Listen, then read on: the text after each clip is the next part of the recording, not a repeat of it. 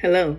So we are back. I am back. This is Dr.CNichole, and I'm back with chapter 2 of the book of Matthew in our series, Getting to Know Jesus. And just do a little bit of housekeeping, I'm going to try to post one of these every Thursday. If I do not do it on Thursday, by Friday, it will be posted. So that way we can go into the weekend thinking about the Lord.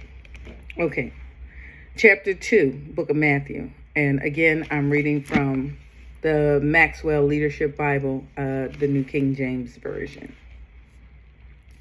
Now, after Jesus was born in Bethlehem of Judea, in the days of Herod the king, behold, wise men from the east came to Jerusalem, saying, "Where is he who was born King of the Jews?"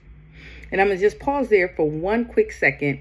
A lot of times people, when they hear the East, they think Asia, which is correct depending on where you are. But there are some scholars who will argue that these wise men came from East Africa. Just, putting it out there, like Kenya, around there. They were really heavy into astrology.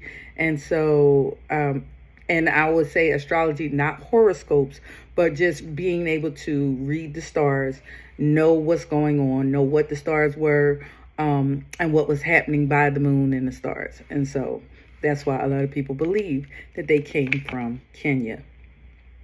That's one of the reasons anyway. For we have seen his star in the east and have come to worship him. When Herod the king heard this, he was troubled, and all Jerusalem with him. And when he had gathered all the chief priests and scribes of the people together, he inquired of them where the Christ was to be born. So they said to him, "In Bethlehem of Judea, for thus it is written by the prophet, but you, Bethlehem, in the land of Judea, are not the least among the rulers of Judah. For out of you shall come a ruler who will shepherd my people Israel." Now, just for the record, that was Isaiah who actually said that. Isaiah in chapter 7, verse 14, he said that. And that was many years before Christ was born. And one of the funny things about the book of Isaiah is years ago they found the Dead Sea Scrolls, and when they examined them, and now these date back like maybe thousands of years, when they examined the Dead Sea Scrolls, it was the book of Isaiah. They compared it to the book of Isaiah in the Bible that we read right now, and everything was the same except for some punctuations, which you would expect. When things are being translated, the punctuation changes. However, the information, the details, the stories, they were all the same. So for those folks who say, well, the Bible's been tampered with, it's been written by man, and man put in there what he wanted to put in there. Well, not according to the scriptures that they found that dated back several thousand years, and it was the book of Isaiah. So I'm just saying what I'm saying. Verse 7. Then Herod, when he had secretly called the wise men, determined from them that what time the star appeared. And he sent them to Bethlehem and said, "Go and search carefully for the young child. And when you have found him, bring back word to me that I may come and worship him also." When they heard the king, they departed. And behold, the star which they had seen in the east went before them, till it came and stood over where the young child was. When they saw the star, they rejoiced with exceedingly great joy. And when they had come into the house, they saw the young child with Mary his mother, and fell down and worshipped him. And when they had opened the treasures, they presented gifts to him, gold, frankincense, and myrrh. Then, being divinely warned in a dream that they should not return to Herod, they departed for their own country another way. So we're going to pause right there real quick too. Another reason why, another thing that points to the fact that they came from East Africa is the gifts that they brought. Gold, we all know, is prevalent in the continent of Africa. And it wasn't 3 wise men. I don't know where that came from, but it is believed that there was a whole caravan, because that's kind of how they traveled in those days. It wasn't just 3 of them set out dragging a whole bunch of gold, frankincense, and myrrh. It was a whole caravan, them, their servants, and it might have been, 6 wise men. We don't really have an accurate number, but it definitely was not just 3 guys that traveled from the east following a star with some stuff on their back. Okay? The flight into Egypt. Now, when they had departed, behold, an angel of the Lord appeared to Joseph in a dream. And this is amazing how God just keeps, speaking to them through dreams. It's amazing. So, I would say for people today, if you have dreams, don't ignore them, because, God does speak to us through our dreams. In this scripture, there have been several dreams since chapter 1, and each time God is speaking to the people. Okay. Verse 13. Now when they had departed, behold, an angel of the Lord appeared to Joseph in a dream, saying, Arise, take the young child and his mother, flee to Egypt, and stay there until I bring you word. For Herod will seek the young child to destroy him.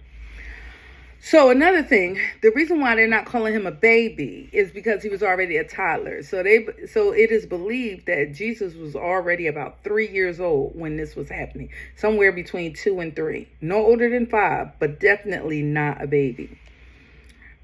When he arose, he took the young child and his mother by night and departed for Egypt, and was there until the death of Herod. Now, he was not an Arab. And in those days, the Arabs did not run Egypt. So for Jesus and his family to be able to hide out in Egypt, he would have had to look like the Egyptians that we see when you look at the hieroglyphics, okay? The Egyptians that are black. He would have had to look like that in order to blend in and be able to stay there for several years. I'm just saying.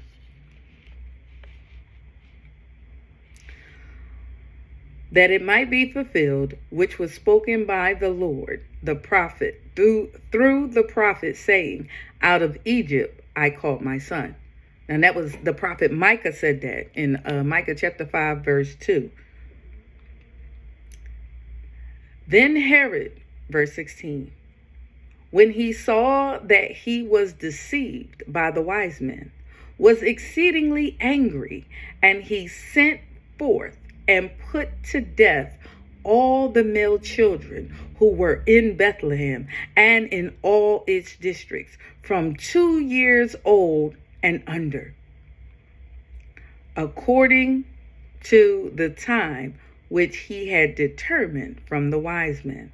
Then was fulfilled what was spoken by Jeremiah the prophet, saying, A voice was heard in Ramah, lamentation, weeping, and great mourning, Rachel weeping for her children, refusing to be comforted because they are no more.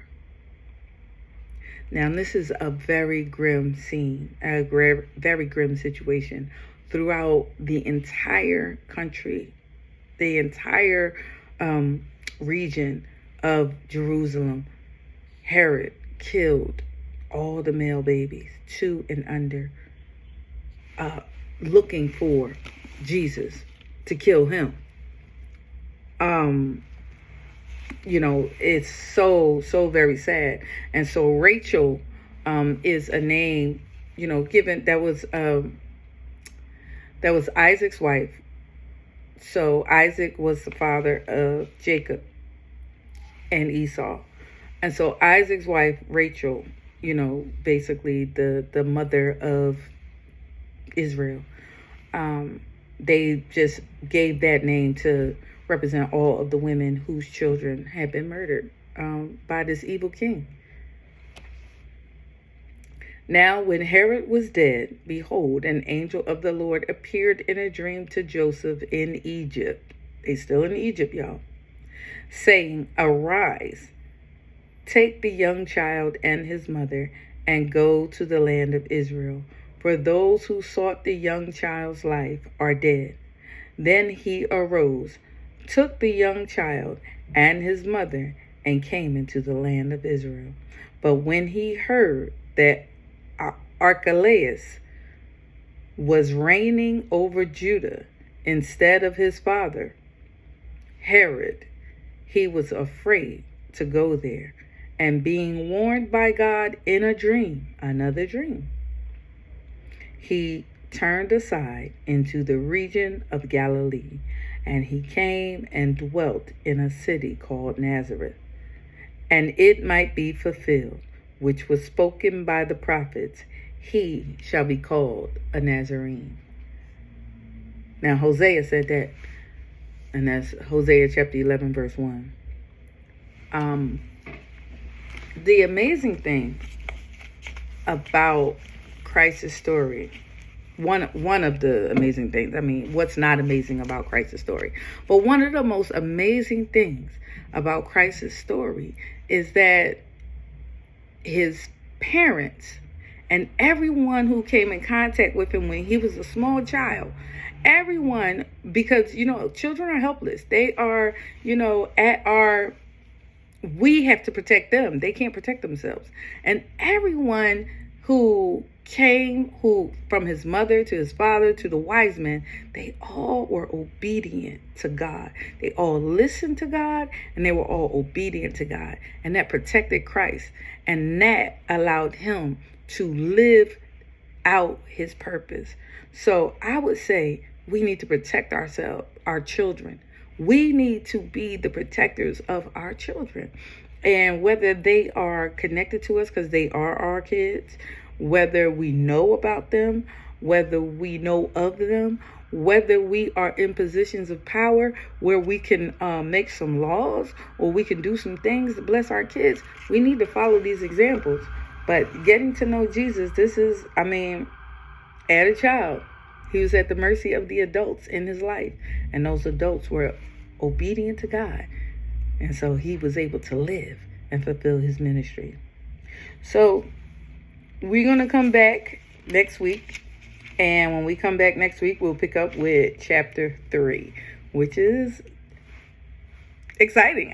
All of it is exciting. So I'm going to be saying those words, those adjectives a lot, because it is, to me, all of it is exciting. But this is how we get to know Jesus. So again, any questions or comments, feel free to shoot it to me in my inbox, direct message, whatever. Just, go ahead and reach out, put it in the comments. It's fine.